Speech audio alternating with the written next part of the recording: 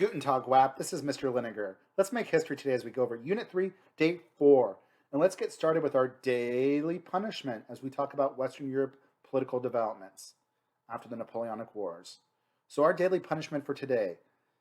England doesn't have a kidney bank, but it does have a Liverpool. English geography jokes.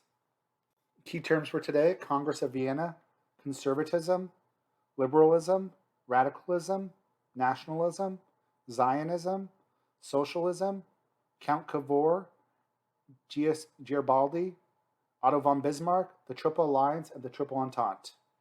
We are going to go over the effects of the French Revolution on politics in Western Europe, emerging political ideologies and political beliefs after 1815, and the political map of the world in 1914, right before World War I. So let's talk about some of the new ideologies. The Congress of Vienna was created after the Napoleonic War. It was meant to restore the balance of power after the Napoleon had run roughshod for 20 years. They put back a new king in France. He was the brother of Louis XVI. They put back similar to land to what was happening before, although the Holy Roman Empire did die. And it was trying to kind of restore conservatism. There are some new political ideologies that you need to know during this time. And this is important right now. These words like conservatism and liberalism are sometimes called classical conservatism and classical liberalism. They don't have the same meaning as what they mean today. So classical conservatism. Classical conservatism resists changes. They oppose revolutions. They support monarchies. They support mercantilism. Their philosophical champion is Edmund Burke. That's what classical conservatism believes in. Classical liberalism welcomes controlled change as an agent of progress. They support capitalism.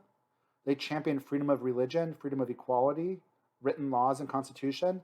They want the government not to be too powerful because they think a powerful government takes away from the rights of the people. And their big champion was John Stuart Mill. Radicalism is going to accept liberal ideas, but they want universal voting rights, a lot of times female suffrage. Few of these were socialist that attacked all private property and the class status. You are going to see new things like nationalism. Nationalism is loyalty and love of your nation. Nationalism is going to spread during the French Revolution as France takes over a lot of land. People are going to start to get an idea of my nation and really get pride of their nation. Like when France takes over Spain, there becomes a lot of nationalism in Spain. I'm Spanish. It's an idea which could unify a society across social classes. Loyalty to your state often replaces loyalty to church and monarch. It's going to be a dominant ideology during the 19th century. You're going to have common mythic heroes like Joan of Arc. You have a common border in nationalism, common language. Zionism is Jewish nationalism. It's a response to European anti-Semitism in the 1800s. Zionists are going to be created by Theodor Herzl, and they wanted to create a Jewish state in Palestine where they would not be persecuted. This will not happen until 1948. Some of the other types of beliefs are Marxian socialism and democratic socialism. Marxian socialism is created by Karl Marx. Karl Marx and Frederick Engels created the Communist Manifesto. The Communist Manifesto said that throughout history, the rich exploit the poor. Like in the medieval time, the nobles exploited the serfs. Then we had the Industrial Revolution, and now it is the factory owners that are exploiting the proletariat, the factory workers. Or he would say the bourgeois are exploiting the proletariat. What he says is throughout history, eventually the poor will rise up. They're going to kill all the rich. They're going to share everything. There'll be no government. There'll be no private property. The government, all the people will own everything. Everything will be owned in common. And the workers will rise up. The Communist Manifesto is going to be one of the most important tracks in the 1800s. It's going to influence a lot of groups. Communism was anti-religious. They thought religion was just meant to distract people, the opium of the masses. And Marx and Engels are going to support Marxian socialism. the idea that the government owns the mean of productions, they own all the businesses, no private property, and they're going to support the idea that the there's a strong unitary state that makes the decision. Socialism, democratic socialism, is going to combine some aspects with socialism and democracy. In democratic socialism, they will believe that you can actually have a democratic government, and they're going to mix socialist reform. They're going to support things like trade unions and labor unions to represent the rights of the workers. In some of the big difference between communism versus democratic socialism, in both of these types of government, the people own the factors of economic production. There's like no real private businesses. The main difference that is under communism, most property and economic resources are owned by the state, the government. Under socialism, all citizens will share equal in economics resources as allocated by a democratically elected government. So, like under socialism and communism, for both of those systems, the government might own the steel mills that make the goods, but in socialism, you might still have private property. People could still own their own houses and stuff.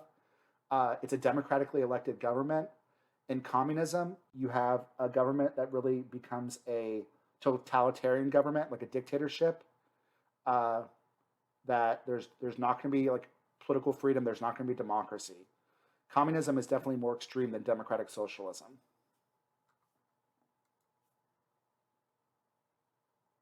Let's talk about some countries that are going to unify during this time. Let's talk about Italy and my country of Germany. Italy was made up of small different states in the 1800s, but it will start to unify throughout the late 1800s.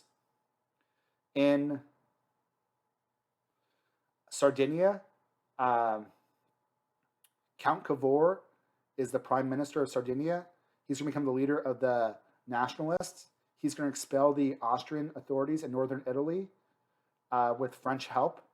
In southern Italy, Garibaldi was a revolutionary and nationalist. He was a Democrat. He's going to stage revolutions. He's going to seize control over southern Italy. From 1860 to 1870, these two parts of Italy will unite together under Sardinia and under their king, and Italy will become one country. Germany will go through something similar. Germany's is going to be led to unification through their major state. Remember, the major state in Germany was Prussia. The Prussian prime minister was Otto von Bismarck. He's going to create a unified Germany through blood and iron. He's going to use conservatism, militarism with nationalism. He's going to provoke 3 wars to gain more land for Prussia. He's eventually going to provoke a war with France, which was Prussia's enemy, which will kind of unite all the German countries together. And they'll defeat the French in the Franco-Prussian War. After this, Germany will unite into one country. In 1871, the Prussian king will be proclaimed the emperor of the Second Reich in Versailles. When Germany defeats France in the Franco-Prussian War, they're going to take 2 French territories, Alsace and Lorraine, which actually used to be German. This is going to embitter the French, and France is going to want revenge. This will be one of the things that's going to lead to World War I. Bismarck was very smart. He did real politics. He realized there were a lot of people that wanted reforms in Germany. So even though he was conservative, he's going to do laws like minimum wage and rights for labor unions just to keep the poor working class happy. He's not going to give them democracy, but he's going to do these things. He's going to throw them some bones to keep them happy.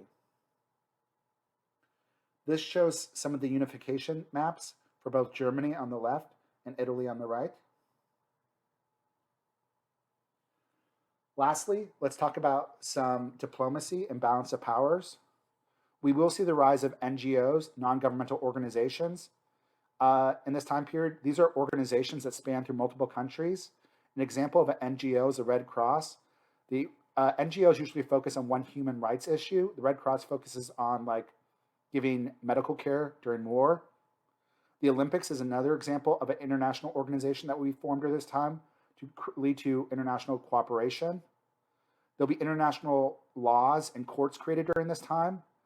In the Hague conferences and conventions, they'll create standards of war of what's legal and what's not legal for war. Like you can't kill citizens, you can't kill people that aren't fighting the war. They'll create standards for war and peace. The idea that you can't invade a neutral country, you can't touch civilians. During this time, there will be alliance systems created. France sees Germany as a threat, so France is going to ally with Russia and Britain. Originally, Russia was allied with Germany, but after Germany has a new king, Wilhelm II, he's going to kick out Bismarck and stop the Russian alliance, so Russia will ally with France and Britain. This is going to be a mistake because Germany will ally with Austria-Hungary and Italy, but if you look at this map, Germany is going to be surrounded on two sides, so when World War I starts, they're going to have to fight a two-front war. Germany's alliance system is going to be called the Triple Alliance. It's going to be made up of Germany, Austria-Hungary, and Italy. France's and Russia's and UK's is going to be called the Triple Entente. This is really confusing because if you look at this map, these will later change.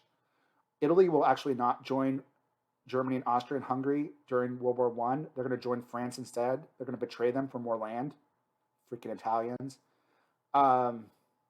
In Germany, Austria-Hungary, and the Ottoman Empire will be called the Central Powers during World War I. And France, England, and Russia will be called the Allies during World War I. So the names will change a little bit. But we'll talk about that more next unit when we get to World War I. All right, guys, that's all I have for you for today. Until next time, deuces. Deuces, deuces.